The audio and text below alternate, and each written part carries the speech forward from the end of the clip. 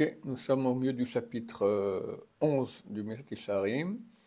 Là, on a commencé la dernière fois à parler du Kaas, la colère. Alors, il y a celui, le premier dont on a parlé la dernière fois, qui se met en colère pour tout, et dans des dimensions de colère dangereuses, où il est plus maître de soi, et peut détruire le monde entier. C'est un fou. Veyesh Kaasan Rachok Mizeh. Et il y a un autre coléreux qui est plus éloigné de ce premier degré. Et que lui, que pas à chaque chose qui lui arrivera chez Lokirsono, contrairement à sa volonté, on comprend que la colère, ça provient tout simplement de la fierté, de l'orgueil. Et on ne peut pas supporter qu'une chose n'aille pas comme je veux. Pour ça, on se met en colère. Alors le fou, pour chaque petit guili-guili qui se passe, qui va comme il veut, il devient fou. Et il y a un autre, pas pour chaque chose qui va comme il a décidé, il devient fou. Imkatov et imgalou, soit une petite chose ou une grande chose, il va à peau, qui va se mettre en colère. Mais, beagio le argis, lorsqu'on arrivera à l'énerver, il rigaz, il va s'énerver, vichas, il sera en colère, kas gadol, une grande colère. C'est celui qui était appelé par nos sages de mémoire bénie, caché l'ichos et caché le ratzot. Que c'est dur de le mettre en colère, contrairement au premier, que c'est facile de le mettre en colère. Lui, c'est dur, mais une fois que c'est mis en colère, c'est dur de le calmer. Il n'est pas facilement en colère, mais pour le calmer, c'est pas facile. Et ça aussi, c'est certainement une chose qui est mauvaise.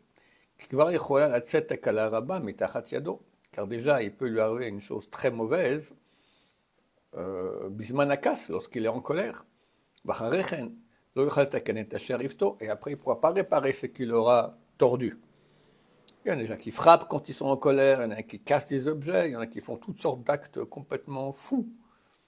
Je connais, il s'est énervé contre sa femme, alors il a pris le poing, il a tapé dans le mur. Il s'est cassé là, il n'a pas tapé, c'est bien, au moins il n'a pas cassé sa femme. Il s'est cassé le poing, d'accord.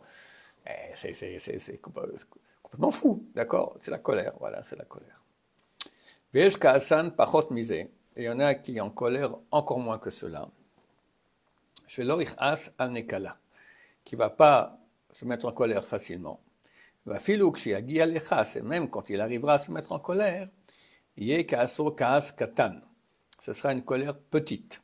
Velo yasur midache asechel. Et il ne va pas quitter les voies de la raison. Achoden ou ishmor evrato. Mais il sera quand même énervé. Voilà,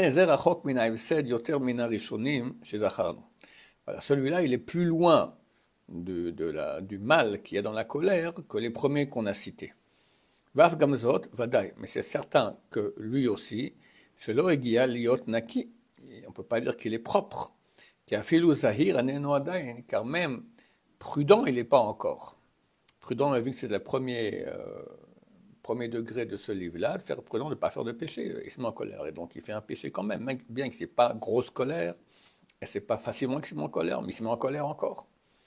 Kiad shehakas osebo roshem, vu que la colère a quand même un impact sur lui, lo alsa miklal kaasan, on ne peut plus dire qu'il n'est pas un coléreux. Vesh ot pachot misé. Il y en a qui encore moins que cela. Vous shekashe lichos vekaso lo lashrit velo lechale. Et la casse mouad. Celui qui a donc un niveau encore plus bas que cela, c'est qu'il lui est dur de se mettre en colère. Et sa colère n'est pas détruisante, velo lechale, et pas pour détruire aussi, annihiler tout ce qui est autour. Et la casse mouat, mais une colère petite. Mais kamazamo, combien? Regabeloyoter. Un moment et pas plus. Tric, tric. Voilà. Daino, c'est-à-dire, Misha she'akas mitorerbo, le moment où la colère se réveille en lui, betev à son naturel, achegam atvunan titorer kenegdo, que la raison se réveille contre lui. Tu te sens mis en colère, tac, ça réveille, mais tout de suite, tu dis non, oh, calmos, voilà, et c'est parti. Ce qu'on dit dans le sage de mémoire bénie, il lui est dur de se mettre en colère, il lui est facile de se calmer. Ine ze chelek tov vadaï. Ça, c'est certainement un bon, une bonne partie, un bon parti, qui teva adam mitorer lechas, parce que la nature de l'homme se réveille à être en colère. Et v'omidigaber alav, et s'il se renforce contre cette nature, shafilu bishat akas atzmo lo yiv'ar arbe, que même pendant le moment de la colère, il ne va pas être en colère terrible, v'midigaber alav, et il se renforcera contre. Shafilu oto akas sakal, que même cette colère légère, lo yamod bozman gado, va pas rester chez lui longtemps, ela yavor vayelech, mais partira et s'en ira. Vadaï sharou yishvachu, c'est clair qu'il mérite des louanges. J'avais vu ça chez le rabbin Stan Shaoul, quand je suis parti pour mon premier séminaire en France. Et j'avais déjà peur que ma chère vienne et que je sois bloqué en France bêtement. Je partais pour 2-3 jours, allez savoir, peut-être il viendra à ce moment-là. Et lui, il m'a dit, tu diras aux gens qu'il viendra un jour plus tôt qu'hier. Ah, j'ai vu qu'il n'avait pas compris ma question. Il avait compris que je lui dis, quand les gens me posent la question, quand ma chère vient, je leur dis quoi?